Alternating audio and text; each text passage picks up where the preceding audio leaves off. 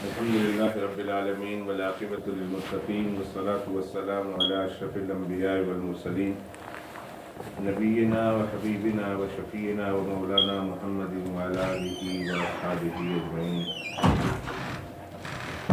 أما بعد فأعوذ بالله السميع العليم من الشيطان الرجيم. بسم الله الرحمن الرحيم.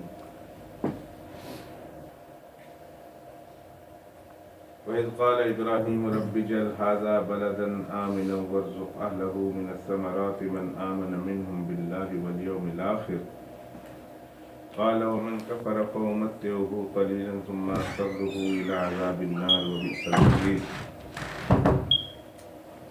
وإذ يرفع إبراهيم القواعد من البيت وإسماعيل ربنا تقبل منا إنك أنت السميع العليم ربنا وجعلنا مسلمين لك ومن ذريتنا أمة مسلمة لك وارنا مناسكنا وتب علينا إنك أنت التواب الرحيم. ربنا وابعث فيهم رسولا منهم يتلو عليهم آياتك ويعلمهم الكتاب والحكمة ويزكيهم إنك أنت العزيز الحكيم. صدق الله العظيم. اللهم صل على محمد وعلى آل محمد كما صليت على إبراهيم وعلى آل إبراهيم إنك حميد مجيد. اللهم بارك على محمد وعلى آل محمد كما باركت على إبراهيم وعلى آل إبراهيم إنك حميد مجيد. يا حي يا قيوم لا إله إلا أنت يا ذا الجلال والإكرام برحمتك أستغيث. أستغفر الله ربي من كل ذنب وأتوب إليه. أستغفر الله ربي من كل ذنب وأتوب إليه. استغفر اللہ ربی من کل ذنب واتوب الیہ. انتہائی قلیل اور مختصر وقت میں نے آپ حضرات کے سامنے چند مختصر کلمات اور گفتگو پیش کرنی ہے. دعا کیجیے کہ اللہ سبحانہ و تعالی مجھے کام کی مفید باتیں کہنے کی توفیق عطا فرمائے اور اللہ سبحانہ و تعالی ایسی بات کہلوائے جو میرے لیے اور آپ کے لیے دنیا میں قبر میں اور آخرت میں نافع ہو. آمین یا رب العالمین. میری ماؤں اور بہنوں اور بیٹیوں، ہم سب جانتے ہیں کہ انسان دو چیزوں کا مجموعہ ہے، دو چیزوں سے مرکب ہے. ان میں سے پہلی چیز جسم ہے اور دوسری چیز روح ہے. جسم اور روح ان دونوں سے مل کر انسان بنتا ہے. صرف جسم کا نام انسان نہیں اور صرف روح کا نام بھی انسان نہیں ہے. اگر انسان کے جسم سے روح نکل جائے تو پھر وہ میت ہو جاتی ہے، ناش ہو جاتی ہے، باڈی ہو جاتی ہے، جنازہ اس کو کہتے ہیں. اور اگر صرف روح ہی روح ہو تو کبھی صرف روح اور روح کو انسان نہیں کہا جاتا.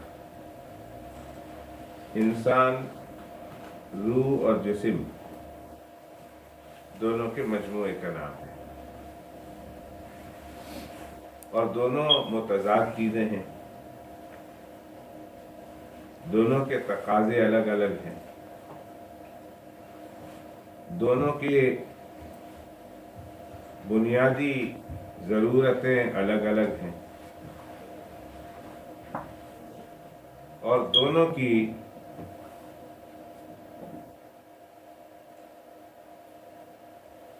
مٹیریل، دونوں کا مٹیریل بنا ہوا جس چیز سے بنی ہوئی ہے یہ بھی الگ الگ ہے. جسم بنا ہوا ہے مٹی سے، جس میں غالب عنصر مٹی کا شامل ہے. اس کے علاوہ اور بھی ایلیمنٹس اس انسان کے جسم کی بنائی میں استعمال ہوئے ہیں.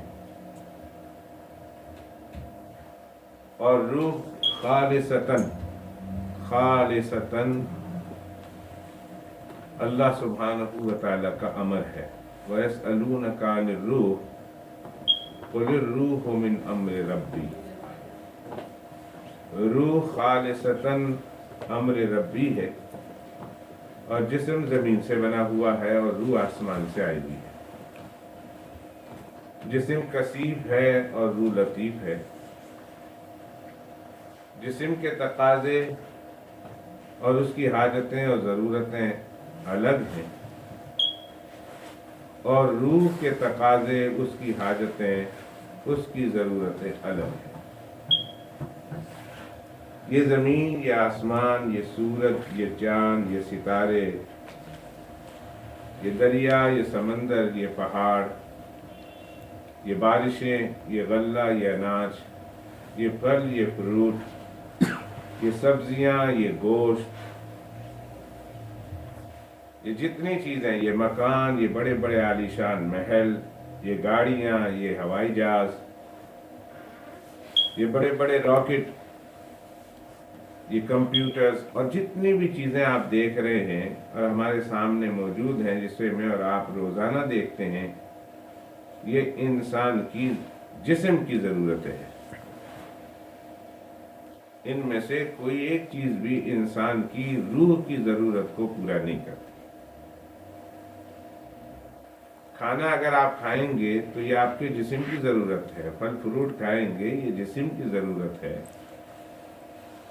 अगर आप पानी पिएंगे, जूस पिएंगे, ये जिस्म की ज़रूरत है। अगर आप खजूर खाते हैं या कोई और चीज़ खाते हैं, इससे आपकी जिस्मानी ज़रूरतें पूरी होती हैं। ये जिस्म के तकाजे हैं। भूख और प्यास जिसकी बुनियाद पर आप खाते हैं, पीते हैं, ये आपके जिस्म की हाजतों को और तकाज़ों को पूरा करते हैं। इतना लंबा चौड़ा निज़ाम, आसमान और ज़मीन, चांद, सूरज, सितारे, और फिर ये गल्ला, ये अनाज, ये दरख्त, ये फल और फूल, ये लहलहाते खेत, ये जानवर, ये ऊँट, ये बकरियां, ये गाय, ये भेड़, ये मुर्गियां, ये बतख, ये परिंदे। गर्दे के इतना बड़ा लंबा चौड़ा निज़ाम अल्लाह सुब्हानहू व तआला ने जिस्म के लिए बनाया है। तो क्या ख्याल है आपका कि अल्लाह सुब्हानहू व तआला ने रूह को पैदा करके, रूह को भेजकर उसके लिए कुछ नहीं बनाया होगा? अगर मैं ये कहूँ कि सिर्फ जिस्म के तकाज़ों को पूरा करने के लिए अल्लाह ने इतना लंबा चौड़ा निज़ाम बनाया है और रूह के तकाज़े को पूरा करने के लिए अल्लाह ने कुछ भी नहीं बनाया, तो आप मान जाएंगे? कभी भी नहीं। एक बात ज़हन में ये भी रख लीजिए कि जिस्म अदना है और रूह आला है। इन दोनों में जिस्म कसीफ अदना है और रूह लतीफ आला है। तो जब अदना चीज़ के लिए अल्लाह सुब्हानहू व तआला ने इतना लंबा चौड़ा निज़ाम बनाया है, तो क्या ख्याल है आपका कि अल्लाह सुब्हानहू व तआला ने रूह की परवरिश और रूह की तरबियत और रूह की सेहत के लिए कोई निज़ाम नहीं बनाया होगा? अगर कोई ये कहे तो बिल्कुल गलत कहता है, और कोई ये सोचे तो बिल्कुल गलत सोचता है। इसलिए जब इंसान रूह और जिस्म दोनों के मजमूए का नाम है, तो अब इसको चाहिए कि जिस तरह जिस्म की तरबियत और परवरिश के लिए और उसके सेहतमंद रहने के लिए और उसको तवाना और तंदुरुस्त और मजबूत रखने के लिए इन चीज़ों को इस्तेमाल करना होगा, जानना होगा, इस्तेमाल करना होगा, ताकि जिस्म सेहतमंद और तवाना रहे और तंदुरुस्त और मजबूत रहे। तो अल्लाह सुब्हानहू व तआला ने रूह की तरबियत के लिए और उसकी परवरिश के लिए और उसके मजबूत और तंदुरुस्त और तवाना रहने के लिए क्या निज़ाम बनाया है, उसको भी मालूम करना है और उसको हासिल करना है, ताकि हमारी रूह भी तंदुरुस्त और मजबूत रहे। میں نے بتا دیا کہ جسم کی تربیت اور پرورش کے لیے تو اللہ نے یہ زمین آسمان کا نظام چلایا ہے، اور تو روح کی تربیت کے لیے اور پرورش کے لیے اللہ نے کیا نظام چلایا؟ تو ذہن میں رکھیے، میں نہایت اختصار کے ساتھ بات کروں گا، میں نے آگے بھی جانا ہے، ذرا توجہ رہے گی تو آپ سمجھ جائیں گے کہ روح کی نظام میں تربیت اور روح کی نظام پرورش کے لیے اللہ سبحانہ و تعالیٰ نے 2 سلسلے جاری فرمائے. ان میں سے ایک سلسلہ ہے کتاب اللہ کا اور دوسرا سلسلہ ہے رجال اللہ. روح کی تربیت کے لیے اللہ نے 2 نظام چلائے ہیں. ایک، اللہ سبحانہ و تعالیٰ نے روح کی تربیت کے لیے آسمانوں سے کتابیں نازل فرمائی. جب سے یہ انسان کا رشتہ زمین سے قائم ہوا ہے، اس دن سے اللہ سبحانہ و تعالیٰ نے کتابوں کا سلسلہ جاری فرمایا. حضرت آدم علیہ السلام سے لے کر آخری اللہ کے نبی جناب محمد الرسول اللہ صلی اللہ علیہ وسلم کی بعثت تک اللہ سبحانہ و تعالیٰ ہر دور میں، ہر زمانے میں ضرورت کے لحاظ سے کتاب نازل فرماتے رہے. آدم علیہ السلام پر بھی صحیفے نازل ہوئے، اور پھر جب ضرورت پڑی تو اللہ سبحانہ و تعالیٰ نے حضرت شیس علیہ السلام پر بھی صحیفے نازل فرمائے. پھر آگے بڑھے، انسانیت آگے بڑھی، ضرورت بڑھی تو اللہ سبحانہ و تعالیٰ نے حضرت نوح علیہ السلام پر صحیفے نازل فرمائے. اسی طرح انسانیت کا یہ سلسلہ آگے بڑھتا گیا، اور ضرورت کے مطابق اللہ سبحانہ و تعالیٰ آسمانوں سے کتابیں نازل کرتے رہے. اور صرف کتابیں نازل نہیں کی، بلکہ اللہ سبحانہ و تعالیٰ نے کتابوں کے ساتھ ساتھ ان کتابوں کو سمجھانے کے لیے اور اس کتاب کے اندر جو احکام ہیں ان احکام کا عملی نمونہ دکھانے کے لیے انبیاء کرام علیہم السلام کا سلسلہ بھی جاری فرمایا. صرف کتابیں نہیں نازل کی، کتابوں کے ساتھ کتابوں کے اندر احکام ضرور تھے، مگر ان احکاموں کو عملی طور پر آپ کے سامنے کر کے دکھائیں اور عملی طور پر اس کی مثال آپ کو فراہم کریں، اس کا نمونہ آپ کو فراہم کریں. تو اللہ سبحانہ و تعالیٰ نے ان کتابوں کے ساتھ ساتھ انبیاء کرام علیہم السلام کا سلسلہ بھی جاری فرمایا. تو 2 نظام ہوئے، ایک نظام کتاب اللہ کا اور دوسرا نظام رجال اللہ کا، جسے انبیاء کرام علیہم السلام کے عنوان سے پیش کیا جاتا ہے. یہاں تک یہ سلسلہ چلتا رہا، یہاں تک کہ جناب محمد الرسول اللہ صلی اللہ علیہ وآلہ وصحبہ وسلم کی باری آئی. تو اللہ سبحانہ و تعالیٰ نے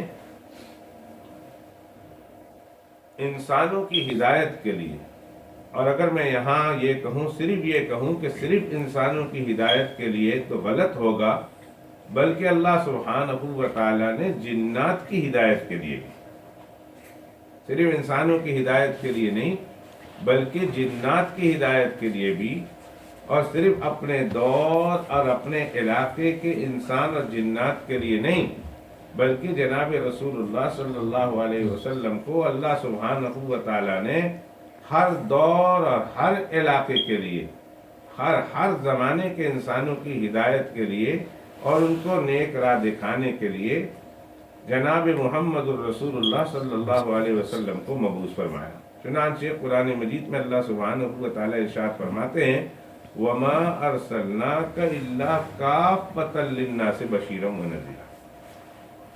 میری ماں اور بہنوں، مجھے اس وقت اللہ سبحانہ و تعالیٰ کی عطا کردہ توفیق سے، اور مولانا آپ کے بہت بڑے استاذ بھی ہیں اور بہت بڑے عالم بھی ہیں والسول کے ماشاءاللہ، حضرت مولانا عبدالاول صاحب مفسر قرآن بھی ہیں، اور حضرت مولانا غلام صاحب، ان دونوں حضرات کی موجودگی میں، ان کی برکت سے، اور دوسرے علماء کرام بیٹھے ہوئے ہیں، ان کی برکت سے یہ آیت کریمہ جو اللہ نے خطبے میں مجھ سے پڑھوائی ہے وہ یاد آ گئی. کہ جس میں اللہ سبحانہ و تعالیٰ کی پاک بارگاہ میں حضرت ابراہیم علیہ السلام دعا کر رہے ہیں، اور جب دعا کر رہے ہیں تو اللہ سبحانہ و تعالیٰ سے پوری انسانیت کے لیے جو چیزیں مانگی جا رہی ہیں، آپ ان میں غور کریں تو دو چیزیں مانگ رہے ہیں۔ ایک ان کے لیے روزی روٹی کا مسئلہ ہے، وَارْزُقْ أَهْلَهُ مِنَ الثَّمَرَاتِ مَنْ آمَنَ مِنْهُمْ بِاللَّهِ وَالْيَوْمِ الْآخِرِ۔ ایک تو ان کے لیے روزی روٹی کا انتظام، یعنی ان کی جسمانی تربیت کے لیے، ان کے جسمانی نظام کی درستگی کے لیے روزی روٹی بھی مانگ رہے ہیں، اور آگے چل کر ربنا وابعث فیہم رسولا منہم یتلو علیہم آیاتک کا کہہ کر اللہ سبحانہ و تعالیٰ سے اپنے امت کی اور اپنے ملت کی روحانی تربیت کا نظام بھی سوال کر رہے ہیں۔ بڑی عجیب بات ہے، دنیا والے وہ ہوتے ہیں جو صرف سوچتے ہیں جسم کا، کہ جسم کی تربیت کیسے ہو اور جسمانی قوت اور طاقت کیسے باقی رہے اور باڈی کیسے اسمارٹ رہے اور ہم کیسے اسمارٹ رہیں باڈیلی، فزیکلی۔ لیکن اللہ کے پیامبر اور اللہ کے پیغمبر اور اللہ کے رسول اور اللہ کے فرستادہ یہ جب انسانوں کے بارے میں سوچتے ہیں تو صرف یہ نہیں سوچتے کہ یہ فزیکلی کیسے تندرست رہیں اور چاق و چوبند رہیں، بلکہ وہ یہ سوچتے ہیں کہ فزیکلی چوک و چابند رہنے کے ساتھ ساتھ یہ کس طرح اسپریچولی بھی توانا رہیں، تندرست رہے، مضبوط رہے۔ چنانچہ آپ کو حضرت ابراہیم علیہ السلام کی اس دعا سے یہ تو معلوم ہو ہی گیا ہوگا، اندازہ ہو گیا ہوگا کہ اللہ کے پیغمبر اپنے ملت کے لیے اور اپنے آنے والے اور اپنے ماننے والوں کے لیے کس طرح دونوں چیزیں مانگ رہے ہیں۔ چنانچہ کتابوں میں آتا ہے کہ جب حضرت ابراہیم علیہ السلام نے دعا کی تو اللہ تعالیٰ نے حضرت جبرائیل علیہ السلام کو بھیجا اور کہا کہ جا کر میرے پیارے ابراہیم سے کہہ دو، میرے خلیل سے کہہ دو کہ اے پیارے ابراہیم، ہم نے آپ کی دعا قبول کر لی، ہم نے آپ کی دعا کو سنا اور آپ کی دعا قبول کر لی۔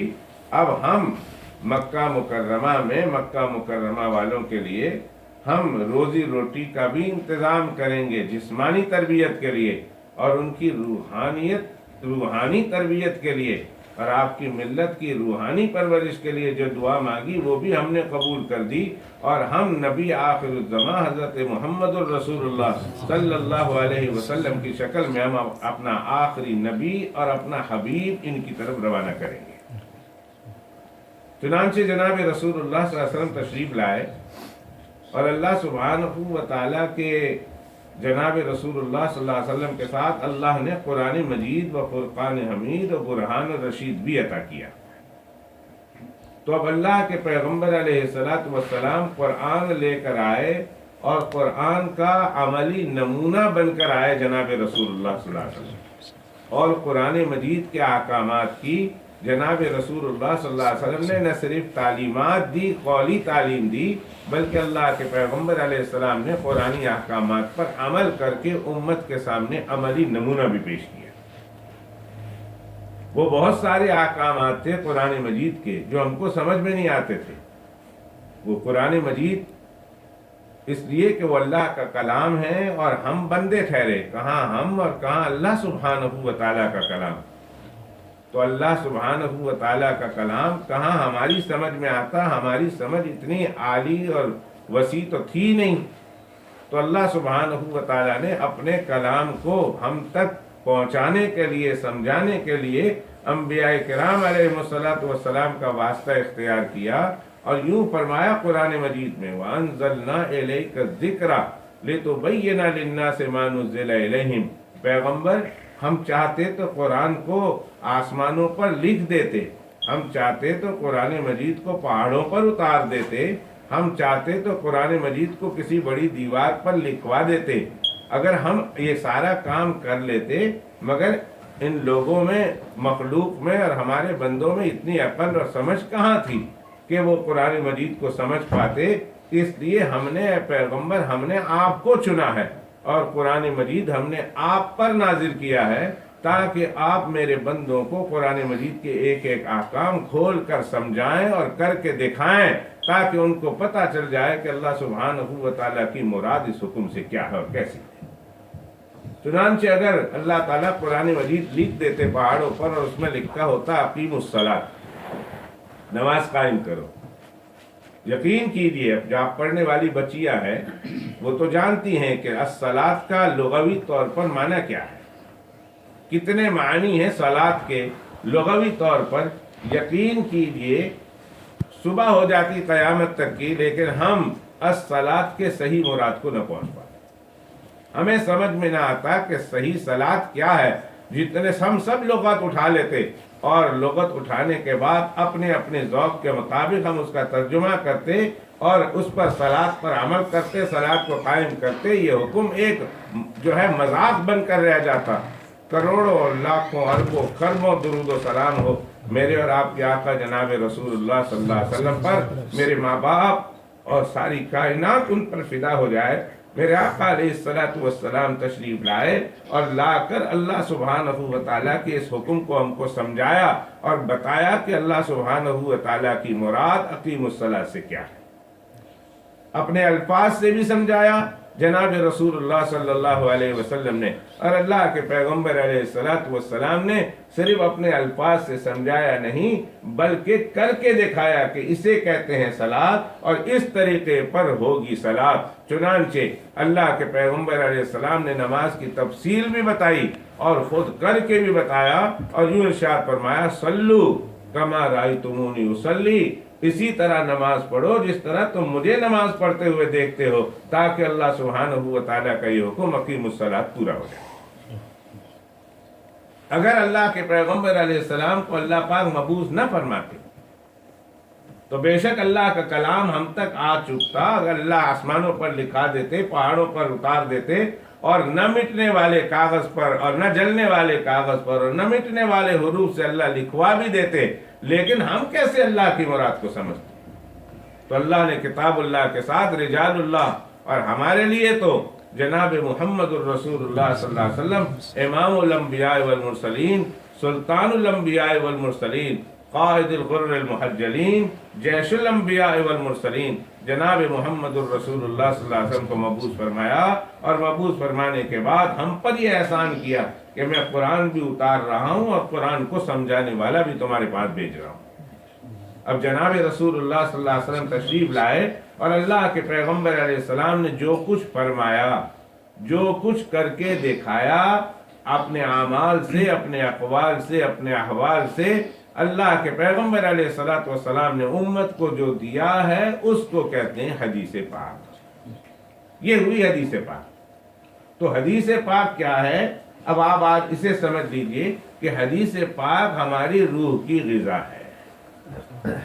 جس طرح یہ چاول، یہ گیہوں، یہ گندم، یہ جوار، یہ باجرہ، یہ مکئی، یہ ایپل، یہ پیز، یہ اسٹرابری، یہ رائس بری، یہ ڈیوس بری، یہ سرپ بری، جتنی بھی بریاں ہیں، یہ ساری کے ساری ہمارے جسم کی غذا ہے، ہمارے جسم کی تربیت کا نظام ہے جو اللہ سبحانہ و تعالیٰ نے چلایا ہے۔ یہ قرآن پاک اور حدیث پاک ہمارے روح کی غذا ہے جو اللہ سبحانہ و تعالیٰ نے آسمان سے نازل فرمائی ہے۔ اس لیے کہ انسان صرف روح کا نام نہیں اور انسان صرف جسم کا نام نہیں، انسان جسم اور روح دونوں کے مجموعے کا نام ہے۔ تو جسم کی تربیت کے لیے اللہ نے اس کے تقاضے کو مد نظر رکھ کر اس کے نظام تربیت کو اللہ نے چلایا، اور روح اور اس کے تقاضے کو مد نظر رکھ کر اللہ نے روح کی نظام کا اور روح کی تربیت کا اللہ نے سلسلہ چلایا۔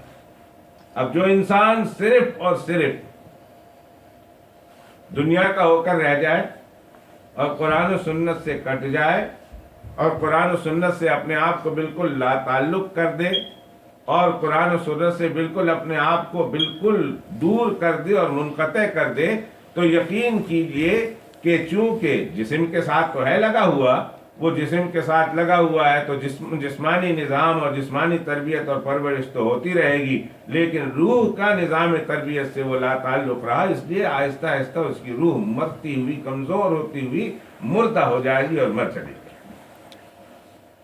اس لیے میری ماں اور بہنوں، میں تو آج اتنا ہی کہنا چاہتا ہوں کہ حدیث پاک اور قرآن پاک ہے کیا، پہلے اسے سمجھ لیں۔ اگر یہ سمجھ میں آ گیا کہ یہ ہماری روح کا نظام تربیت ہے اور روح کی نظام پرورش ہے، تو پھر روح اور جسم دونوں کے مجموعے کا نام ہے، اور دونوں صحت مند رہیں گے تو یہ صحت مند انسان کہلائے گا۔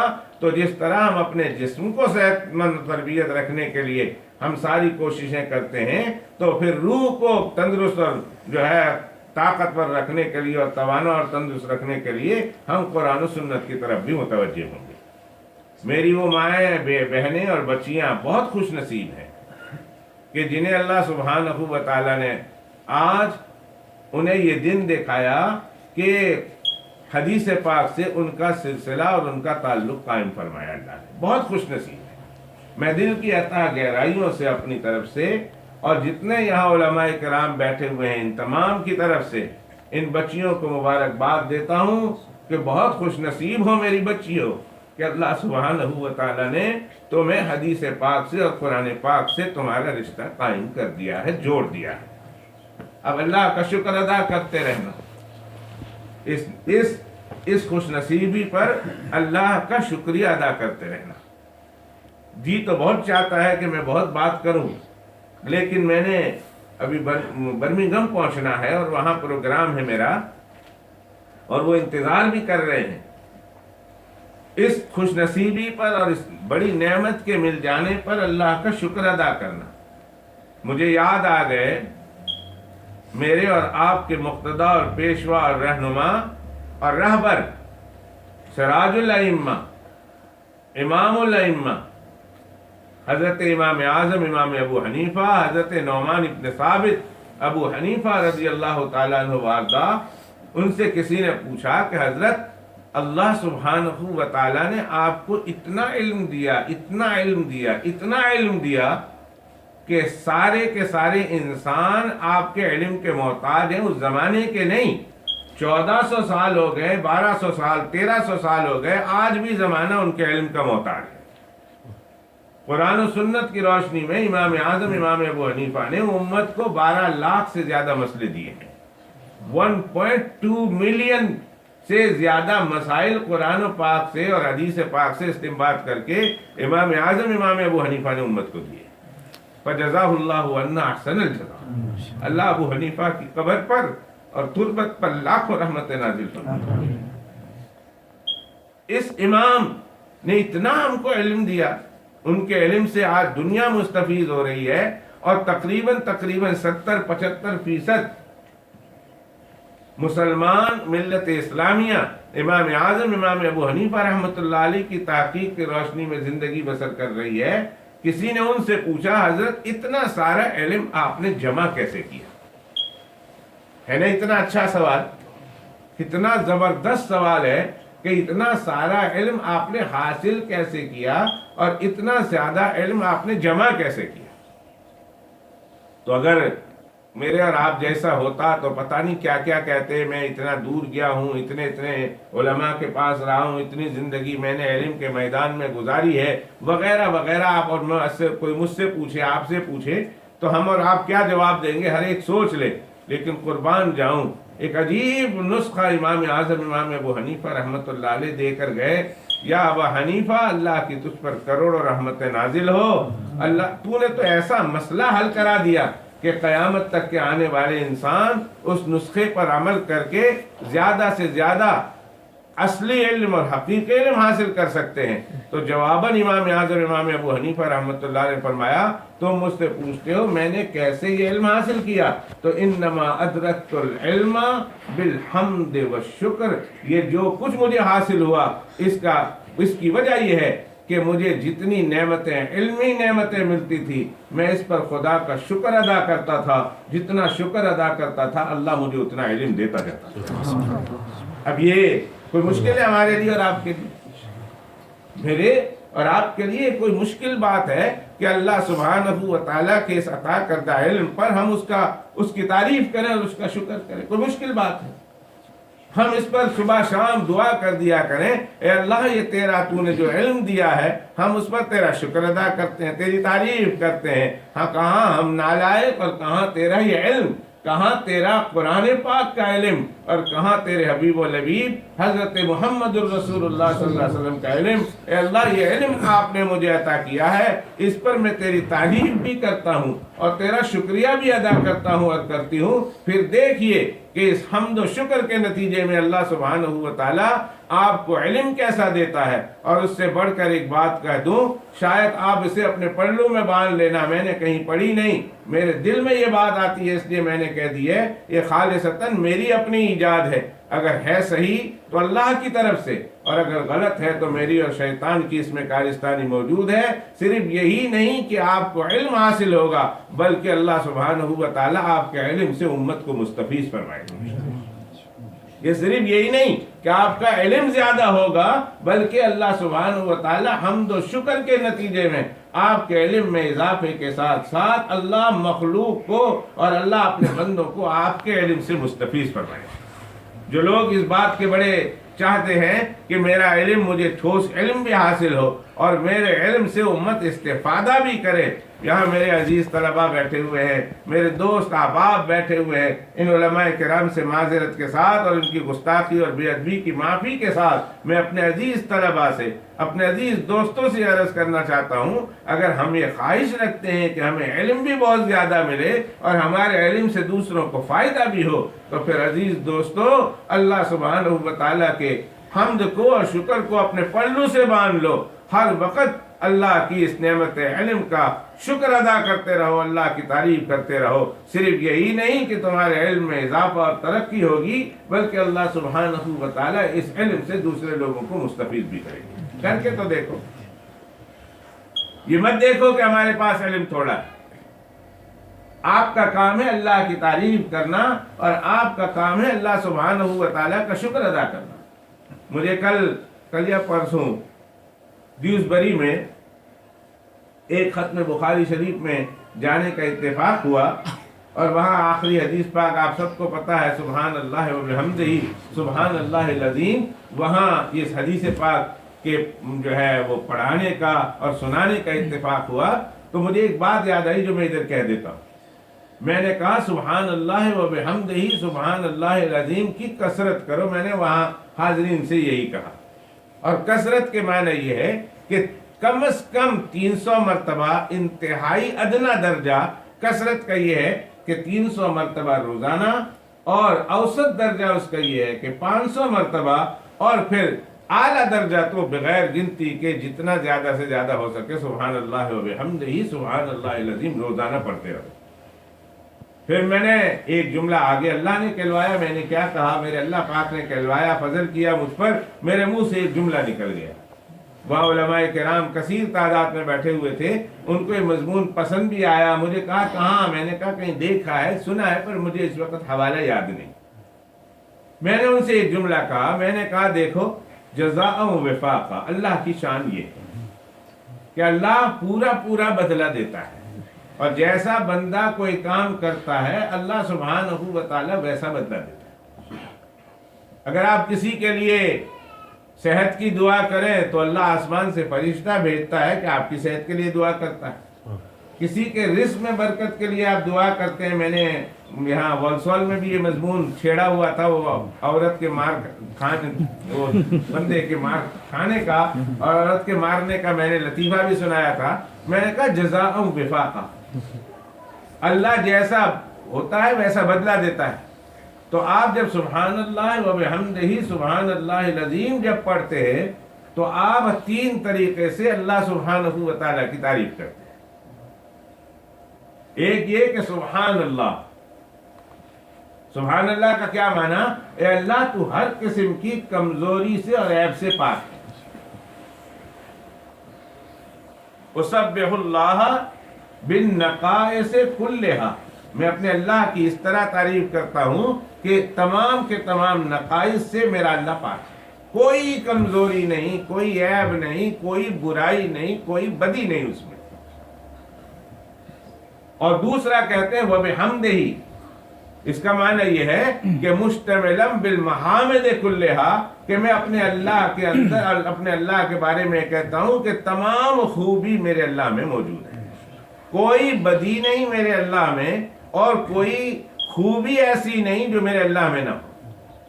اور میں نے کہا سبحان اللہ العظیم، اس کا مطلب یہ ہے میرا اللہ بڑی عظمتوں والا ہے، بڑی بزرگی والا ہے، بڑی شان والا ہے۔ اس کی شان، اس کی عظمت، اس کی کبریائی، اس کی بڑائی بے انتہا ہے، کوئی سمجھ نہیں سکتا۔ بندہ کہتا ہے تو میں آپ سے پوچھتا ہوں، جب ہم اللہ سبحانہ و تعالیٰ کو یہ کہتے ہیں، اللہ کے لیے اعلان کرتے ہیں، تو کیا ہمارے کہنے سے اللہ ایسے بنا ہے یا پہلے سے اللہ ایسے ہے؟ ہم نے کہا کہ اللہ سبحانہ و تعالیٰ پاک ہے، تو ہمارے کہنے سے اللہ پاک ہوئے یا اللہ پہلے سے پاک ہے؟ پہلے سے پاک ہے۔ ہم نے کہا وہ بحمدہ، اللہ تمام خوبیاں رکھتے ہیں، تو ہمارے کہنے سے اللہ کے اندر خوبیاں آئی، اللہ پہلے سے خوبیوں والے، پہلے سے خوبیوں والے۔ اسی طرح اللہ پہلے سے عظمتوں والے۔ تو جب بندہ کہتا ہے اللہ سبحانہ و تعالیٰ کو، تو آسمان سے آواز آتی ہے، ندا آتی ہے، اور اللہ کی قسم کھا کے کہتا ہوں کہ یہ ندا آپ اپنے دل کے کانوں سے سن سکتے ہیں، اگر دل صاف ہو تو۔ اگر دل کے کان میں کاک نہ پڑا ہو، اور اگر واکس نہ ہو، اور اگر دل کے کان میں کوئی روئیں ٹھوسی ہوئی نہ ہو، تو آپ اپنے دل کے کانوں سے اللہ کی اس آواز کو سنیں گے۔ جب سبحان اللہ و بحمدہ سبحان اللہ العظیم بندہ کہتا ہے، تو اللہ مخاطب ہوتے ہیں اس بندے سے۔ کیا کہتے ہیں؟ اللہ کہتے ہیں میرے بندے، تم نے میری تعریف کی، کہا میں پاک ہوں، اور تم نے کہا میں تمام خوبیوں کا مالک ہوں، اور تم نے کہا میں بڑی عظمتوں اور شان والا ہوں۔ تو بندے تیرے کہنے سے تو میں پاک نہیں، میں تو پہلے سے پاک تھا۔ تیرے کہنے سے میرے اندر خوبیاں نہیں آئی، پہلے سے میرے اندر خوبیاں ہیں۔ اور تیرے کہنے سے میں عظیم نہیں ہوا، پہلے سے میں عظیم ہوں نا۔ لیکن بندے تیرا یہ جملہ مجھے پسند آیا، تیرا یہ پاکی بیان کرنا مجھے اچھا لگا ہے، مجھے بہت پسند آیا۔ تو نے خلوص اور اخلاص کے ساتھ مجھے یہ کہا کہ اللہ تو پاک ہے، ہر کمزوری سے، ہر عیب سے، ہر نقصان سے، اور تمام خوبیوں کا مجموعہ ہے، اور تو بڑی شان والا ہے۔ بندے میں تیرے اس شکر کرنے سے اور تیرے اس تعریف کرنے سے میں خوش ہوا۔ تو اللہ پاک آپ نے کہا جزاء وفاقا، پورا پورا بدلہ، اور جیسا کیا ویسا بدلہ دوں گا۔ تو اللہ کہتے ہیں ہاں سننا بلال، سن میں کیا کرنے لگا ہوں، میں نے کیا فیصلہ کیا ہے، اور میں کیا فیصلہ کرنے لگا ہوں وہ بھی سن لے۔ اللہ پاک بتائیے کیا فیصلہ کرنے لگے ہیں آپ میرے بارے میں؟ اس میں نے یہ پڑھا، اب آپ کیا فیصلہ کرنے لگے؟ تو اللہ فرماتے ہیں تیرا پڑھنا مجھے پسند آیا، اب میں تجھے بھی 3 انعام دوں گا۔ پہلا انعام یہ ہوگا کہ تیرے اندر جتنے جتنے اخلاق رذیلہ ہیں اور صفات رذیلہ ہیں، آہستہ آہستہ اس کلمے کی برکت سے میں اسے دور کر دوں۔ تم نے کہا میں ہر کمزوری سے اور عیب سے پاک ہوں، تو اب میں تمہارے اس بول کو پسند کر کے تمہیں کیسے عیبدار اور رذیلہ رکھ سکتا ہوں؟ بندے میں آہستہ آہستہ اس کلمے کی برکت سے تمہیں تمام صفات رذیلہ سے پاک کروں۔ اور اللہ کی قسم کھا کے کہتا ہوں، میں نے وہاں بھی قسم کھائی، بخاری شریف سامنے تھی، اور ابھی اس وقت میرے سامنے مشکات المصابیح سامنے موجود ہے، میں قسم کھا کے کہتا ہوں بڑے بڑے برائیوں میں پڑے ہوئے انسان سبحان اللہ کی تسبیح کی برکت سے اور ان کے ذکر کی اور اوراد کی برکت سے اللہ نے انہیں راہ ہدایت عطا فرمائی، رذیلہ نکل گئی۔ کتنے لوگ آئے، میں کسی کے بارے میں کہتا نہیں، بڑے بڑے شرابی آئے، بڑے بڑے زانی آئے، بڑے بڑے جواری آئے، حتیٰ کہ کوئی کسی کے اندر کوئی چھوٹی موٹی برائی تھی، مثلا بد نظری تھی، مثلا وہ سگریٹ پیتا تھا، وہ ہیروئن میں مصروف تھا، وہ منشیات کا عادی تھا، وہ کوکین پیتا تھا، وہ کوکین میں تھا، وہ دوسری بیماریوں میں تھا، اور وہ چاہتا تھا کہ میں ان بیماریوں سے میری جان چھوٹ جائے مرنے سے پہلے۔ یقین کیجئے 40 سال کا عادی مجرم شرابی تھا، اور اس کو ڈاکٹر نے کہہ دیا تھا کینسر ہے، کینسر، اور تیرا اندر کا سب کچھ ختم ہو گیا ہے، 6 مہینے ہیں۔ لیکن وہ چھوڑنا چاہتا تھا، شراب کو چھوڑ نہیں سکتا تھا۔ اس کے خون میں اور اس کی رگوں میں اتنا شراب جا چکی تھی کہ ڈاکٹر کے اطلاع دینے کے بعد بھی اس سے شراب چھوٹتی نہیں تھی. وہ روتا ہوا آیا کہ اس حال میں مر گیا تو اللہ کو کیا جواب دوں گا, کچھ کیجئے. ڈاکٹر عاجز ہیں اور ڈاکٹروں نے جواب دیا لیکن میری عادت چھٹتی نہیں ہے. جب اسے سبحان اللہ کی تسبیح پڑھنے کو کہی اور اخلاص کے ساتھ اس نے سبحان اللہ پڑھنا شروع کیا, اللہ نے سبحان اللہ کی برکت سے مرنے سے پہلے اس کو شراب سے چھڑا دیا. اور لوگوں کے بھی بڑے مسئلے ہیں, بڑے واقعات ہیں. اب علماء کرام ہیں, آپ لوگوں کے پاس ایسے لوگ آتے رہتے ہیں, آپ سے پوچھتے رہتے ہیں, آپ انہیں بتا دیں کہ سبحان اللہ جب کہتا ہے بندہ وبحمدہ, میرے خاندان میں عزت نہیں ہے, میرے گھر میں میری عزت نہیں ہے, بچے میری عزت نہیں کرتے, جو ہے فلاں میری عزت نہیں کرتے, یہ نہیں کرتے, وہ نہیں کرتے, اور میرے اندر خوبیاں, میں یہ نماز پڑھنا چاہتا ہوں, میں یہ کرنا چاہتا ہوں, میں حاجی بننا چاہتا ہوں, میرے اندر کچھ خوبیاں جمع ہو جائیں, میں دین کا کام کرنا چاہتا ہوں, یہ خوبیاں میرے اندر جمع نہیں ہوتی, تو پھر آپ ان لوگوں کو بتائیے کہ سبحان اللہ کے ساتھ وہ بحمدہ پڑھنا شروع کریں. جب وہ بحمدہ کہتا ہے تو اللہ کہتا ہے اچھا ساری خوبیاں میرے لیے تو ثابت کر رہا, میں تو خوبیوں کا مجموعہ ہوئی ہوں, مگر تیرا پڑھنا مجھے پسند آیا ہے. بندے میرا بھی نام اللہ نہیں جو تیرے اندر خوبی نہ پیدا کر, مجھے بھی اللہ مت کہنا اگر میں تیرے اندر خوبی پیدا نہ کر دوں. سبحان اللہ و بحمدہ کی برکت سے اللہ بندے کے اندر خوبیاں پیدا کرتا ہے, نمازی بن جاتا ہے, تہجد گزار بن جاتا ہے. ارے میرے پیارو, میں ایک بات کہنا چاہتا ہوں, اللہ نے سبحان اللہ و بحمدہ کی برکت سے کئی لوگوں کو جو ہے تہجد گزار اور ذاکر بنا دیا. اور پھر سبحان اللہ العظیم, نہیں لوگ, میرا معاشرہ میری عزت نہیں کرتا, بیوی نہیں عزت کرتی, بچے نہیں عزت کرتے, میرا شوہر میری عزت نہیں کرتا, میں خدمت کرتی ہوں, میں سب کچھ کرتی ہوں, میرا بیٹا, میری بیٹی, میرا شوہر, میرا گھر والا, میرے بڑے, کوئی نہیں میری بات سنتے اور میری عزت نہیں کرتے, میرے کام والی جیسی, نوکرانی والی جیسی میری حیثیت ہے, معاشرے میں مجھے کوئی پوچھتا نہیں ہے. بتا دیجئے اسے کہ وہ سبحان اللہ العظیم کا کثرت کے ساتھ ورد کریں, پھر دیکھیے اللہ سبحانہ و تعالیٰ اس عظیم کلمہ کی برکت سے لوگوں کی نگاہوں میں سے کتنا اونچا مقام عطا کرتا ہے, اللہ اسے کتنی عزتیں دیتے ہیں.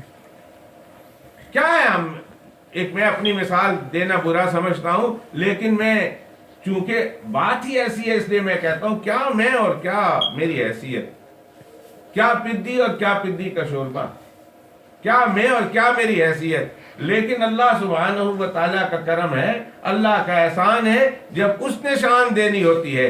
اتنے دنیا کے ایسے ملکوں میں چلا گیا ہوں کہ جہاں بڑے بڑے مالدار لوگ جانے کا تصور بھی نہیں کر سکتے, اور مفت آیا ہوں, مفت ہو آیا ہوں, نہ ٹکٹ کے پیسے دیے, نہ کھانے کے پیسے دیے, ایک پینی بھی کہیں خرچ نہیں ہو رہی ہے, اور دنیا گھوم کے آیا ہوں جہاں بڑے بڑے مالدار سوچتے ہیں کہ اگر میں وہاں گھومنے کے لیے جاؤں گا اتنے میرے پیسے لگ جائیں گے. یہ کس کی برکت ہے, یہ عظمت ہے, یہ شان کس نے عطا کی, اللہ نے عطا کی.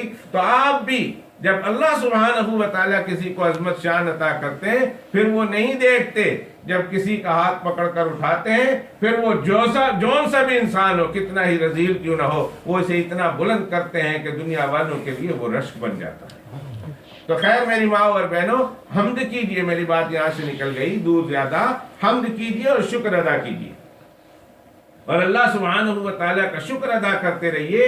دیکھیے پھر اللہ سبحانہ و تعالیٰ آپ کے علم میں اور آپ کے کیسے علم میں اضافہ اور ترقی کرتا ہے, اور آپ کو کیسا نور علم حاصل ہوتا ہے, اور پھر کس طرح اللہ سبحانہ و تعالیٰ آپ کے علم سے لوگوں کو مستفید کرتا ہے. لیکن ساتھ ساتھ ایک بات اور بتا دوں, نیت آپ نے اس علم کے حاصل کرنے سے کیا رکھنی چاہیے, لوگوں کی نگاہوں میں بڑا بننے کی نیت نہ کرنا. ایک بات میں کچھ باتیں کہنا چاہتا ہوں, لیکن چھوٹا منہ اور بڑی بات, ایک تو یہ بھی ہے, اور دوسرا یہ کہ وقت انتہائی قلیل ہے, قصور میری ہے, میں دیر سے پہنچا اس لیے کہ موٹر وے پر ٹریفک بہت زیادہ تھی, اور جو میرے میزبان تھے ان میزبانوں میں آدھے میزبان بھی اسی ٹریفک میں پھنسے ہوئے تھے, وہ تو میرے پیچھے آئے, وہ ولورہمپٹن گئے اور میرے بعد آئے, اور میں بری سے جو ہے ان سے تھوڑی جلدی پہنچ گیا ہوں. اللہ ان کے جانے کو میرے آنے کو بھی قبول و مقبول فرمائے. تو خیر میں یہ کہنا چاہتا تھا, اس علم کو آپ نے اللہ کی رضا کے لیے حاصل کرنا ہے. اس علم کے حاصل کرنے کی نیت یہ ہو کہ یہ میری روحانی غذا ہے، یہ میری روحانی تربیت کا سامان ہے، تو میں یہ علم اس لیے حاصل کر رہی ہوں یا کر رہا ہوں تاکہ مجھے یہ معلوم ہو جائے صحیح طریقے سے کہ میں نے اپنے روح کی کیسی تربیت کرنی ہے اور اپنے روح کی کیسی پرورش کرنی ہے۔ اس لیے کہ اگر روح مر گئی تو کچھ بھی نہیں، یہ تو بڑی عظیم چیز ہے۔ مردہ روح کے ساتھ اللہ کے سامنے کیسے حاصل ہوں گا؟ اس لیے مجھے اپنی روح کو زندہ کرنا ہے، زندہ رکھنا ہے، اور صرف زندہ نہیں رکھنا بلکہ اس کو توانا، تندرست، مضبوط اور قوی رکھنا ہے۔ اس لیے میں علم حاصل کر رہی ہوں۔ اور پھر ثانوی درجے میں، اس کے بعد کے درجے میں یہ نیت رکھے کہ جو کچھ مجھے حاصل ہوگا میں اس پر خود عمل کروں گی، خود اس پر چلوں گی، اور چلنے کے بعد اللہ نے موقع دیا تو پھر اللہ کے بندوں کو اس روح کی تربیت اور روح کی پرورش اور روح کی غذا کا جو اللہ سبحانہ و تعالیٰ اور اس کے رسول صلی اللہ علیہ وسلم نے نظام بتایا ہے، اس نظام کو ان لوگوں تک پہنچاؤں۔ نیت یہ کرنی، پہلے دن سے یہ نیت نہ کرنا کہ بھائی میں بڑی کہلاؤں، علامہ کہلاؤں، فاہمہ کہلاؤں، عالمہ کہلاؤں، فاضلہ کہلاؤں، مولویانی کہلاؤں، اور میرا یہ ہو، رستانی کہلاؤں۔ نہ، سب سے پہلے یہ سوچ لے کہ یہ علم حاصل میں تو صرف اللہ کی رضا کے لیے کر رہی ہوں تاکہ مجھے معلوم ہو جائے کہ میری روحانی تربیت اور میری روحانی پرورش کیسے ہو، اور اس پر میں خود عمل کروں گی، اور عمل کرنے کے بعد پھر زمانے کو اس کی طرف دعوت بھی دوں گی اور اس زمانے کی رہنمائی بھی۔ نیت سے، بری نیت سے ہٹ کر۔ تو پھر میری بہنوں، میری بچیوں، اس علم کو حاصل کرنے کے لیے پھر آپ کو تکلیفیں بھی آئیں گی۔ کبھی آپ کو ٹھنڈا پانی بھی ملے گا، کبھی آپ کو ٹھنڈا ہال بھی ملے گا، کبھی آپ کو بھوک بھی برداشت کرنی پڑے گی، کبھی آپ کو پیاس بھی برداشت کرنی پڑے گی، کبھی ڈانٹ بھی برداشت کرنی پڑے گی، کبھی صبح سویرے جلدی آنا ہوگا تو کبھی رات گئے آپ کو گھر جانا ہوگا، بہت ساری تکلیفوں کا سامنا کرنا ہوگا۔ لہذا چونکہ اپنی ضرورت ہے، لوگ دیکھتے نہیں، نظام جسم کی تربیت کے لیے اور پرورش کے لیے تکلیفیں نہیں اٹھاتے، دھکے نہیں کھاتے۔ دودھ والا صبح 2 بجے 3 بجے آپ کے دروازے پر آتا ہے، ساری رات جاگتا رہتا ہے، گلیوں میں پھرتا رہتا ہے۔ اب وہ برف نہیں دیکھتا، وہ سردی گرمی نہیں دیکھتا، بڑے بڑے برف پڑے ہوئے ہیں، اس میں چل رہا۔ پوسٹ مین کو دیکھو، کچھ پیسے آ جائیں گے تو میں کیا کروں گا، میں اپنے جسمانی نظام کو مضبوط کروں گا، اس کے لیے کتنی محنتیں کرتے۔ تو یہ جسم سے بڑھ کر روح ہے، اور روح کے اعلیٰ نظام کے لیے اور اس کی تربیت کے لیے اگر آپ کو تھوڑی بہت تکلیف برداشت کرنی پڑ جائے تو اس کو خوشی خوشی برداشت کرنا، اس لیے کہ اس کے نتیجے میں صرف یہی نہیں کہ آپ کی روح مضبوط ہوگی بلکہ اس کے نتیجے میں آپ کو روح کا پیدا کرنے والا اللہ مل جائے گا۔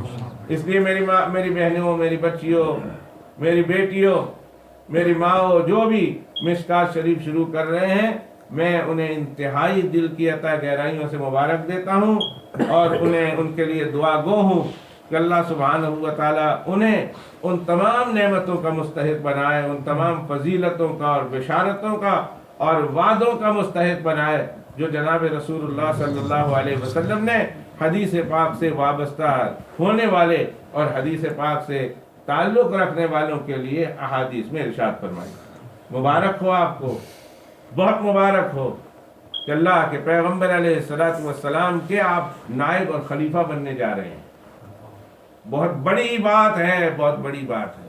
کبھی کبھی کہاں جاتے ہیں تو ہمارا تعارف کراتے ہیں نا کچھ لوگ، تو تعارف کراتے ہوئے یوں کہتے ہیں کہ یہ جی شیخ الحدیث قطب عالم حضرت مولانا زکریا صاحب رحمۃ اللہ علیہ کا خلیفہ ہے۔ بڑی عزت ہے، اللہ تعالیٰ نے عطا کی ہے، بڑی شان ہے، اللہ کی اس نعمت کا شکر ادا کرتے ہیں۔ لیکن حضرت شیخ رحمۃ اللہ علیہ کی عزت پر، ان کے نسبت پر، ان کے نیابت پر اتنا فخر ہے، تو پھر جناب رسول اللہ صلی اللہ علیہ وسلم جس کو اپنا نائب مقرر کرنے جا رہے ہوں اس نیابت پر کتنا فخر کرنا چاہیے۔ فرمایا اللہم ارحم خلفائی، اے اللہ میرے نائب اور میرے خلفاء پر رحم کر۔ قلنا من خلفاؤک یا رسول اللہ، صحابہ کرام کہتے ہیں ہم نے کہا یا رسول اللہ صلی اللہ علیہ وسلم آپ جن خلفاء کے لیے دعا کر رہے ہیں وہ کون ہیں، کن کے لیے آپ دعا کر رہے ہیں کہ اللہ تعالیٰ کی رحمت ہو میرے خلیفاؤں پر، خلفاؤں پر؟ تو اللہ کے پیغمبر علیہ السلام فرمایا الذین یاتون من بعدی، وہ لوگ آئیں گے میرے بعد آئیں گے، وَيَرْوُونَ أَحَادِيثِ، اور میرے حدیث کی روایت کریں گے، وَيُعَلِّمُونَهَا النَّاسَ، اور میرے حدیث کو لوگوں تک پہنچائیں گے، جن کے اندر یہ 3 خوبیاں ہوں گی۔ آئیں گے میرے بعد، حدیث پاک کو پڑھیں گے اور پڑھنے کے بعد سمجھیں گے اور سمجھنے کے بعد عمل کرتے ہوئے دوسرے لوگوں کو عمل کرائیں گے، اس کو جناب رسول اللہ صلی اللہ علیہ وسلم اپنا خلیفہ بنا رہے ہیں، بتا رہے ہیں۔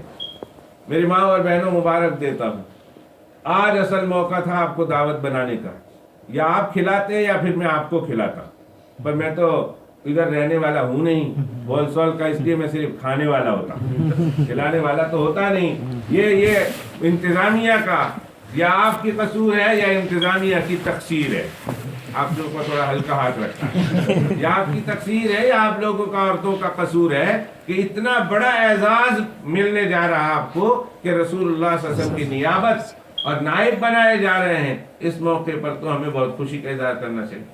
قُلْ بِفَضْلِ اللَّهِ وَبِرَحْمَتِهِ فَبِذَلِكَ فَلْيَفْرَحُوا هُوَ خَيْرٌ مِّمَّا يَجْمَعُونَ۔ ڈاکٹر بنائے جا رہے ہیں تو وہاں خوشیاں ہوتی ہیں، اور نائب رسول بنائے جا رہے ہیں اور وہاں خوشیوں کا اہتمام نہ ہو، یہ تو سب سے اعلیٰ چیز ہے جو آپ کو ملنے جا رہی ہے، لہذا آپ کے لیے خوشی کا مقام ہے۔ میں آپ کو، آپ کے والدین کو، آپ کے تمام رشتہ داروں کو، اساتذہ کرام کو اور آپاؤں کو، معلمات کو اور تمام بستی والوں کو اور بلال اکیڈمی کے تمام منتظمین کو، معاونین کو اور ان کے بانیوں کو، اور پھر اپنا بھی کہہ دوں سرپرستوں کو، اپنے لیے بھی تو دعا کر لوں کہ ہمیں، اور یہاں علماء کرام بیٹھے ہوئے ہیں، مولانا عبدالاول صاحب اور مولانا غلام صاحب، ان دونوں کی محنتوں کی بدولت اللہ نے یہ ایک کھیپ تیار کی ہے۔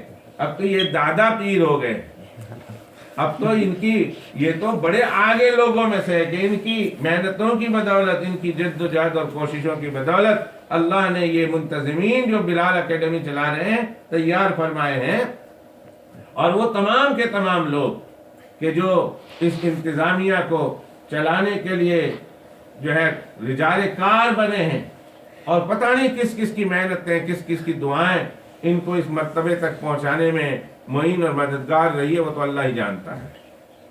آج وہ یہاں ہیں کہ اللہ کی پاک بارگاہ میں پہنچ چکے ہیں، دعا ہے کہ کل قیامت کے دن اللہ انہیں اپنا خصوصی قرب عطا فرمائے، مقام قرب میں اللہ سبحانہ و تعالیٰ انہیں جگہ عطا فرمائے، اور جو زندہ ہیں اللہ ان کی جان مال عزت آبرو میں برکت عطا فرمائے، ان کے فیوز سے بہت رہتے زمانے تک اللہ دنیا کو مستفیض فرمائے، اور جو جا چکے ہیں اللہ تعالیٰ ان کی قبروں کو نور سے منور فرمائے۔ میں پھر مبارکباد دیتا ہوں مشکوٰۃ المصابیح کے افتتاح کے موقع پر، اور میں نے جو بسم اللہ الرحمن الرحیم پڑھی ہے وہ میں نے مشکوٰۃ المصابیح کی پڑھی ہے، اس لیے یوں سمجھیے کہ مشکوٰۃ المصابیح آپ کی شروع ہو گئی۔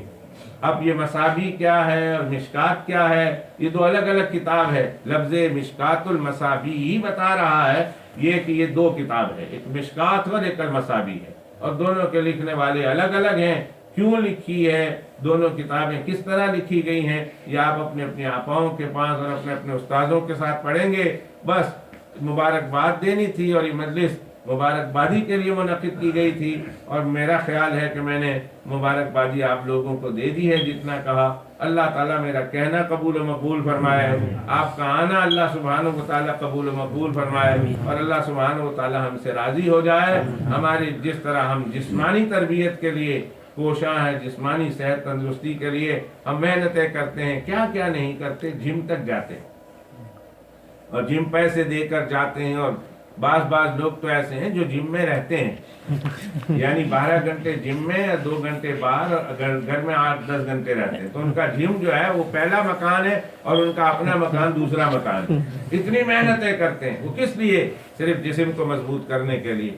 اللہ سبحانہ و تعالیٰ نے یہ مدارس اور یہ خانقاہ ہیں، یہ بھی اللہ، یہ بھی جم ہے، یہ بھی جم ہے، پر میں ایسے کہتا ہوں اسلامی جم، یہ اسلامی جم ہے۔ اور یہاں اسلامی جم میں کیا ہوتا ہے، میں کسی نے اس سے پہلے اصطلاح نہیں استعمال کی ہے، اگر میں نے بے ادبی کر دی تو مجھے معاف کریں، پر میں اپنے ذوق کی بات کر رہا ہوں، یہ اسلامی جم ہے۔ یہاں ہم لوگ آتے ہیں تو اپنے روح کو مضبوط اور توانا کرنے کے لیے، اپنے روح کو قوت اور طاقت والی بنانے کے لیے اللہ تعالیٰ بلال اکیڈمی کو، جو اسلامی جمز میں سے ایک جم ہے، اللہ اس کو بھی قیامت تک کی صبح کے لیے جاری و ساری رکھا۔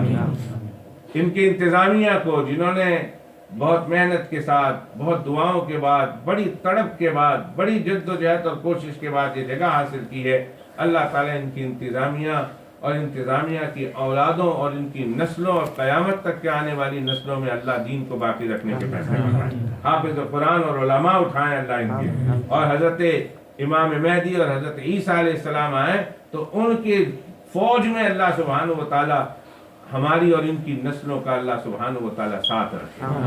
اب اس کی کچھ ضرورتیں ہیں، کچھ حاجتیں ہیں، بیان کرنے کی ضرورت نہیں ہے، یہ تو آپ کو رمضان کے بعد واپس بلایا جائے گا، اور جب یہ کھل رہا ہوگا اس وقت چندے کا اعلان ہوگا۔ لیکن اس وقت صرف یہ کہنا ہے کہ ابھی ایک باکس بنایا ہوا ہے بلال اکیڈمی کی انتظامیہ نے، جسے منی باکس کہتے ہیں، اور یہ بلال اکیڈمی کے عنوان سے ایک چھوٹا سا منی باکس بنایا ہوا ہے، اور بہت خوبصورت سا ہے۔ اگر آپ اسے فائر پلیس پر رکھیں گے تو آپ کے گھر کی عزت بڑھ جائے گی، لک بڑھ جائے گا، برا نہیں لگے گا۔ بعض تو ایسے منی باکس ہیں کہ اس کو گھر میں رکھتے ہوئے ڈر لگتا ہے، وہ کچن کی الماری میں رکھتے ہیں یا مسالے رکھتے ہیں، لیکن یہ آپ اگر فائر پلیس پر بھی رکھ دیں تو آپ کو خوبصورت ہی لگے گا، اور رکھنا بھی فائر پلیس پر ہے، دروازے کے پاس ہے۔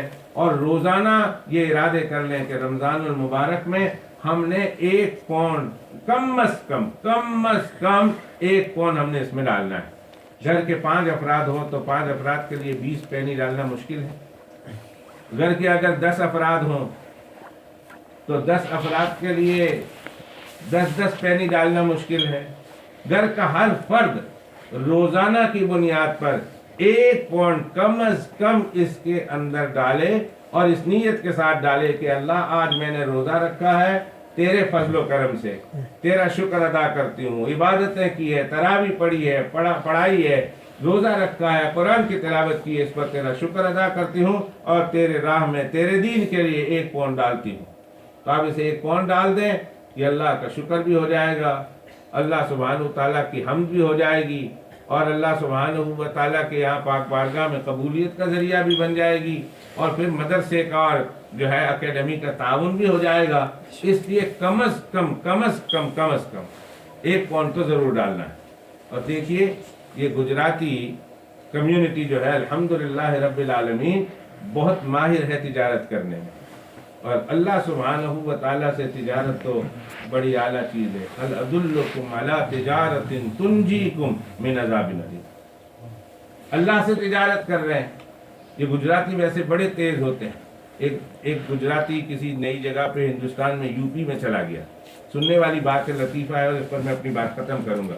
وہ یو پی میں چلا گیا، اس کو کام شام ملا نہیں تھا، تو وہ یو پی میں جا کر اس نے ایک دکان کھول دی، اور آگے لکھ دیا ڈاکٹر بلال، اور نے کہا میرے پاس آ کر علاج کرا لو، 20 پاؤنڈ لوں گا، اور اگر تمہیں صحت نہیں ملی تو 100 پاؤنڈ دوں گا۔ 20 پاؤنڈ میرے چارج ہیں، اور اگر تمہیں صحت نہیں ملی تو تمہیں 100 پاؤنڈ دوں گا۔ یہ ایک نیا ایڈورٹائزمنٹ تھی، ایک نیا طریقہ تھا اس گجراتی کے مال بنانے کا، پیسے بنانے کا، تجارت کرنے کا۔ اب وہ گیا دکان کھول دی، تو ایک لائر وہاں سے گزر رہا تھا، اس لائر نے دیکھا تو اس نے سیدھا اندر گیا اور ڈاکٹر کے ہاتھ میں، گجراتی ڈاکٹر کے ہاتھ میں 20 پاؤنڈ پکڑائے، اور کہا کہ میری زبان کا قوت ذائقہ ختم ہو گیا، قوت ذائقہ ختم ہو گیا، علاج کرو اس کا۔ تو ڈاکٹر نے اپنے کمپاؤنڈر کو آواز لگائی، دیکھو 202 نمبر کے باکس میں جو دوائی ہے وہ لے آنا۔ جب وہ 202 نمبر کے باکس سے وہ دوائی لایا تو ڈاکٹر نے اس کی زبان پر 3 قطرے ڈالے، تو وہ ایک دم اٹھ کے بیٹھ گیا اور تھو تھو کر دیا۔ انہوں نے کہا کیا ہے؟ اس نے کہا یہ تو آپ مجھے پیٹرول پلا رہے ہیں۔ انہوں نے کہا مبارک ہو، تیری قوت ذائقہ آ گیا، تجھے تو پتا لگ گیا یہ پیٹرول ہے، تیری قوت ذائقہ تو آ گیا ہے، لہٰذا یہ جائیے۔ وہ بہت غصے میں آیا وہ لائر، اس نے کہا میرے 20 پاؤنڈ چلے گئے، میں تو 100 لینے کے لیے گیا۔ اس نے کہا کوئی نہیں بچوں، تو کہاں تک بچے گا، میں تم سے پھر بدلہ لے لیتا ہوں۔ دوسرے دن پھر آیا، 2-3 ہفتے 4 ہفتے کے بعد اس نے آ کر اب یہ نہیں کہا، اس نے کہا اب یہ ہے کہ ڈاکٹر صاحب میرے کان میں سنائی نہیں دیتا، کچھ سنائی نہیں دیتا، مجھے دوائی دے، یہ 20 پاؤنڈ لے دوائی دے۔ تو وہ 20 پاؤنڈ دیے اور ڈاکٹر صاحب نے ڈرا میں رکھ دی اور آواز لگا رہے کمپاؤنڈر کو کہ وہ 202 نمبر کے ڈبے میں جو دوائی ہے وہ لے آؤ۔ وہ کہنے لگا ڈاکٹر صاحب وہ تو منہ کی ہے، یہ کان کی تو نہیں۔ تو نے کہا اچھا کان سننے لگ گیا ہے، مبارک تو تم کو بڑا مبارک ہو، تو تمہارے کان نے اب سننا بھی شروع کر دیا، 20 واپس رکھ لیے، نکال دیا، جاؤ بھائی۔ بہت غصہ آیا اس کو، نے کہا یہ میرے 20 چلے گئے، میں تو 100 لینے آیا تھا۔ نے کہا اب میں ایسا کروں گا کہ ڈاکٹر مجبور ہو کر مجھے 100 دے گا، کوئی نہیں 40 تو فائدہ ہو جائے گا، 60 فائدہ ہو جائے گا۔ اس کے بعد وہ 2-3 مہینہ اس نے کہا ڈاکٹر کو بھول جانے دو۔ 2-3 مہینے کے بعد وہ ڈاکٹر صاحب کے پاس پھر گیا، وہ ڈاکٹر صاحب نے پہچان لیا اس کو، انہوں نے کہا یہ چکر ضرور کرے گا۔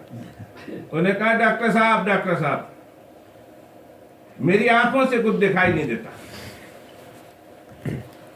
ڈاکٹر صاحب نے کہا ٹھیک ہے لیٹ جا۔ لیٹ جانے کے بعد ڈاکٹر صاحب نے اسے کہا کمپاؤنڈر کو وہی 202 نمبر کے اندر سے دوائی لیا اور آنکھ کھولو اور آنکھ میں ڈالی۔ آنکھ میں ڈالی نا تو تھوڑی دیر کے بعد وہ کہنے لگا نظر آیا؟ انہوں نے کہا کچھ نظر نہیں آیا، کچھ نظر نہیں آیا۔ ڈاکٹر صاحب نے کہا میں ہار گیا اور تو جیت گیا، یہ لے جاؤ 100 کا نوٹ۔ جیسے اس نے 100 کا نوٹ لیا تو دیکھا، کہنے لگا ڈاکٹر صاحب یہ 100 کا نہیں یہ تو 20 کا ہے۔ ڈاکٹر نے کہا مبارک ہو، اب تو تجھے نظر آنا بھی شروع ہو گیا، 20 لے لے۔ واپس 20 لے لیے۔ تو گجراتی تو سودا کرنے میں، تجارت کرنے میں پہلے سے بڑے ماہر ہیں، اور جب خصوصیت کے ساتھ تجارت اللہ کے ساتھ ہو اور رمضان المبارک کا مبارک مہینہ ہو جہاں 1 کے 70 بن جاتے ہیں کم از کم، اور پھر اخلاص کی بقدر تو اللہ ہی جانتا ہے کہ کتنے، اور پھر مدارس میں ہو یہ 1 × 7، اور جو مدارس میں اور اس طرح کی دینی معاملات میں جہاں دین کے بلندی ہوتی ہو وہاں اگر دیا جائے تو قرآن شریف کا مضمون یہ ہے کہ اللہ 1 کے بدلے 700 کم از کم دیتے ہیں۔ 1 کے بدلے 700، اور 700 کو 70 ٹائم ملٹیپلائی کر دو، اللہ اکبر کبیرہ۔ 1 کے کتنے ہو گئے حساب تو مجھے نہیں آتا، 70 ٹائم ملٹیپلائی کر دو 7 کو، تو اتنے ہزاروں گنا اللہ سبحانہ و تعالیٰ 1 کے بدلے عطا کریں گے، اور پھر اس میں جس قدر خلوص ہوگا، جس قدر پیار ہوگا، اللہ سبحانہ و تعالیٰ بڑھاتے چلے جائیں گے۔ اس لیے آنے والی تمام ماؤں اور بہنوں سے میں گزارش کروں گا کہ 1 ڈبہ لیتے ہوئے جائیں، اور روزانہ دیکھیں۔ ایک تو طریقہ ہے کہ ہم اخیر میں 30 پاؤنڈ دے دیں گے، ایک طریقہ یہ ہے کہ پہلے دن 30 پاؤنڈ ڈال دیں، ایسا مت کرنا، بلکہ روزانہ 1 پاؤنڈ ڈالنا۔ اس طرح اپنی عبادتوں پر حمد اور شکر کرنے کا اور اللہ کی تعریف کرنے کا آپ کو موقع بھی روزانہ فراہم ہوگا۔ 1 دن ڈال دیا، پہلے ڈال دیا یا آخر میں ڈال دیا تو وہ 1 دن ہوگا، لیکن روزانہ اپنے ہاتھوں سے ڈالو گے کہ اللہ تو نے روزہ رکھوایا، اس کا شکر ہے، اللہ تو نے تراویح پڑھوائی، اس کا شکر ہے، اللہ تو نے قرآن شریف پڑھوایا، اس کا شکر ہے، اللہ تو مجھ سے پاؤنڈ ڈلوا رہی ہے، اس کا شکر ہے۔ تو شکر کے جذبات، ہم کے جذبات، اور روزانہ آپ کے دل و دماغ میں تازے ہوتے رہیں گے، اور روزانہ اللہ کے یہاں آپ کا درجہ اور اللہ کے یہاں آپ کا قرب اور تقرب بڑھتا جائے گا۔ اللہ مجھے آپ کو اس کی توفیق عطا فرمائے۔ ربنا تقبل منا انک انت السمیع العلیم وتب علینا انک انت التواب الرحیم۔